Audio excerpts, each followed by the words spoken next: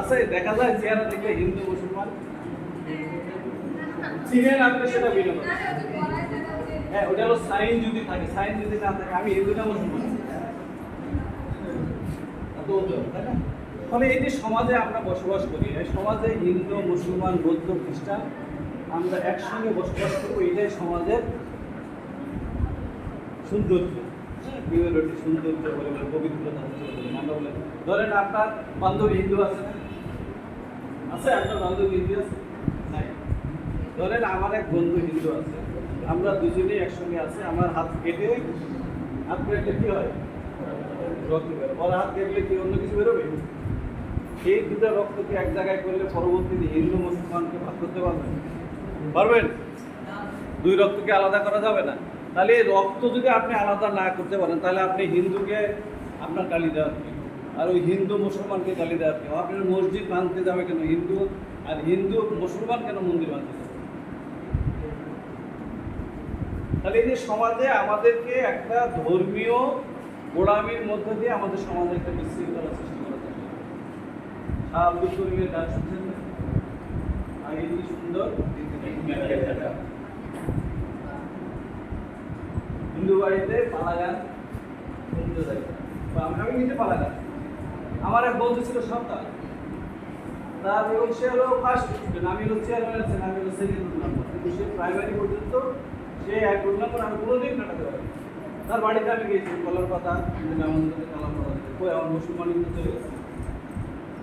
মানে এই যে দেখেন আজকে ফেসবুকে যদি আপনারা যান তাহলে দেখবেন কি হচ্ছিল হিন্দু মুসলমানের যে হচ্ছিল একটা দ্বন্দ্ব লেগে দিয়ে ফায়দা জায়গা। আজকে জুলাইয়ের এক নারী নিয়ে অনেক কথা বলছেন, জুলাইয়ের নারী ভোগে হল শামসুল্লাহ হল থেকে মেয়েরা না আসলে মিছিল হইতো। আজকে নারীদের অবস্থা আপনি একটা পোস্ট দেন, নারীদের আত্মস্বীকার দেখেছেন যে আপনি কিরকম ভাবে আপনাকে তুলাধুলা করে দেয়, এবং ভাষা বিশ্রী ভাষায় গালি দিচ্ছে। আমার সমাজে এটা নাকি সমাজের একটা আইডিয়াল নেই। তাহলে আমরা ছেলে মেয়েরা কোন সমাজে বসবাস করতেছি, কোন জায়গাটায় আমাদের হলো অবস্থা? আমরা বিশ্রী ভাষায় গালি দেওয়া মানে আমরা মনে করি যে আমার প্রিয়। এই যে আমাদের চিন্তা এবং চেতনার মন মানসিকতায় আমরা কোন জায়গায় আমি বলি যে আমাদের ছেলে মেয়েদের এই সোশ্যাল মিডিয়া আমাদের মনস্তাত্ত্বিকতার একটা জায়গায় আমাদের কিছু ছিল একদম কলাচিত হয়েছে। আমরা সবাই রিল দেখি না, আমরা রিল দেখেন না? আপু দেখেন কত সেকেন্ড দেখেন? 30 সেকেন্ড। তার মানে কি? তারপরে অর্থাৎ 30 সেকেন্ড ওই সোশ্যাল মিডিয়া আপনাকে 30 সেকেন্ড ওই জায়গাটায় রাখে, তারপর আরেকটা বলে আপনার নিজস্বতা যে জিনিসটা, আপনার যে চিন্তার জায়গাটা, আপনার চেতনার জায়গাটা আপনাকে হচ্ছিল ওই দৌড়ে দেওয়ার। ফলে ও আপনারা যেরকম ভাবে বলতেছে আপনি সেরকম ভাবে দৌড় দিচ্ছেন। ফলে এই যে আপনি চিন্তায় যে আপনার ভূগোলের ছেলেমেয়েদের একটা বেশি চিন্তা করার দরকার। অর্থাৎ আমি আজ ভূগোলবিদ হিসাবে, একজন বোটানিয়ান হিসাবে আমার যে চিন্তা করার দরকার ছিল, সেই চিন্তার জায়গা থেকে আমি কেমন হচ্ছিল পরীক্ষার জন্য পড়তেছি, পাস করবো, কীরকম ভাবে হচ্ছিল পরীক্ষার রেজাল্টটা করবো, সেই তারপর হচ্ছিল আমার জীবনের লক্ষ্য শেষ।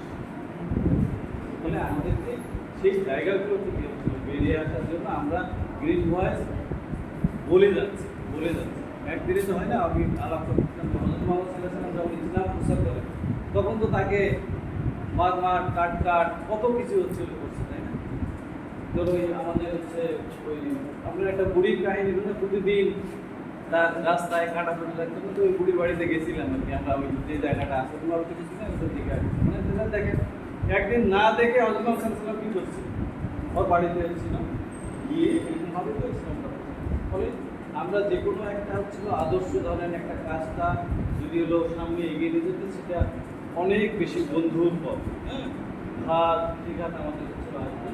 ফলে আমরা চেষ্টা করতেছি যে আপনারা যারা এখানে হলো একদিনের গাছ লাগালে তো আমরা একদিনের ফলটা পাবো না। আমরা চেষ্টা করতেছি গাছটাকে একটু লাগাই, যদি তো গাছ শুরু কেউ না আসে তবে একলা আমি হচ্ছিল এই আপুদের দেখলে আপনারা তো বিবাদের নাম শুনছেন, Yes.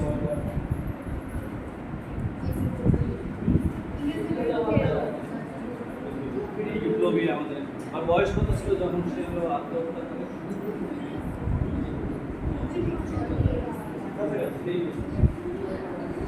23 বছরে আপনাদের এমন 23 বছর হয়ে গেছে। চিন্তা করছেন কোনোদিন যে আমি সমাজ দেশ মানুষের জন্য এরকম ভাবে ভাবনাটা করবো, জীবনটা আমি শুরু দিব? ভাবছেন? আমরা কোনোদিন ভাবছি? অর্থাৎ ওইটা নিয়ে তাকে নিয়ে চর্চাই করিনি। 23 বছরের একটা মেয়ে, সে ওই চিটাগাঙ্গের সে ইংরেজি ক্লাব আক্রমণ করতে গিয়ে সে গুলি যখন লাগে তখন তারপরে সাইনারকে সে নিজেই আত্মহত্যা। মানে এটা ভাবতে পারেন যে একটা মানুষ জীবনকে কিরকম ভাবে আগামী প্রজন্মের জন্য হচ্ছিল দিয়ে দিচ্ছে। জাস্ট 23 বছরের একটা সত্য কিশোরী করতে পারে, আপনাদের মতোই একেবারে। তার মানে ও কতদিন থেকে সে তারকে নিজেকে তৈরি করতেছে, একদিন তো যা ওই দিন গিয়ে তো হয় নাই। তার মানে তার ভাবনাটা কিরকম ভাবে সমাজ মানুষ রাষ্ট্রকে নিয়ে তার করে উঠছিল। ফলে ও বলতেছে এটা কিন্তু আমি হলো ধ্বংস করতে পারি, তাহলে আগামী বিশাল একটা হলো প্রজন্ম যেটা ছেলেরা। ক্ষুদিরামের কথা শুনছেন আপনারা? ক্ষুদিরামের কথা কে কে শুনছেন বলেন? ক্ষুদিরাম কে ছিল? নাম শুনছেন তো? আপনি বলেন, কে বললো ক্ষুদিরাম? আন্দোলনের নেতৃত্ব দিয়েছিলেন। বয়স কত ছিল? মানে এটা কেন বলতেছি আপনাদেরকে, হয়তো এদের সাথে সম্পর্ক কিন্তু না, এটা ছিল ইতিহাস। ক্ষুদিরামের বয়স ছিল 18 বছর 11 মাস 7 দিন যখন তাকে ফাঁসি দেওয়া হয়। গানটা শুনেন না? একবার বিদায় দিয়ে মা ঘুরে আসি, হাসি হাসি করবো পাশে দেখবে ভালোবাসি, তাই না? এই গানটা আমি যখন শুনি তখন আমার গায়ে কাটা দেওয়া যে একটা 18 বছর 11 মাস, আপনাদের সবার ছোট, এখানে যারা আমরা আছি সবার ছোট না? এবার সবাই তো 19 বছরের বেশি হচ্ছে না আমাদের। এই 18 বছর 11 মাস 7 দিনের একটা হচ্ছিল ছেলে, সে ব্রিটিশ বিরোধী আন্দোলনে সে নিজের জীবনকে উৎসর্গ করেছে। ফাঁসি দিচ্ছে ব্রিটিশ এই ছোট্ট বাচ্চা ফাঁসি দেওয়ার আগে পরে না সবাইকে লাস্ট ইচ্ছাটা কি বলছে না? সবাই আমাদের এখনো বাংলাদেশে করে ফাঁসি দেওয়ার আগে তার লাস্ট ডিজায়ার কি আছে, হ্যাঁ, কেউ থাকতে চায়, কেউ আত্মীয় স্বজনের সাথে দেখা করতে চায়, কেউ মানচিত্র কিন্তু ক্ষুদিরাম কি বলছিল জানেন? ক্ষুদিরাম বলছিল আমাকে তোমরা 7 দিনের জন্য ছেড়ে দাও, আমি কমিউনিস্টরা যা হচ্ছিল বলে কখনো কথা অপেক্ষা করবে, 7 দিন পরে আমি ঠিকই তোমাদের কাছে চলে আসবো। তার গায়ে একটু হচ্ছে খুবই অবাক হয়ে গেছে, আরে মানুষ কত কিছু চায়, ও 7 দিন কেন হচ্ছিল? তখন ও বললো, ও তার গায়ে এখন তাহলে বলো কেন তুমি 7 দিন চাচ্ছ? সে বলে যে 7 দিন দিলে আমি আমার দলের যারা ছিল আছে বাকি যারা, তাদেরকে আমি বোম মারার যে কৌশল সেটা আমি শিখায় আসবো, যেন তারা বিরোধীদের বিরুদ্ধে হচ্ছে সংগ্রামটা হলো চালিয়ে দিতে।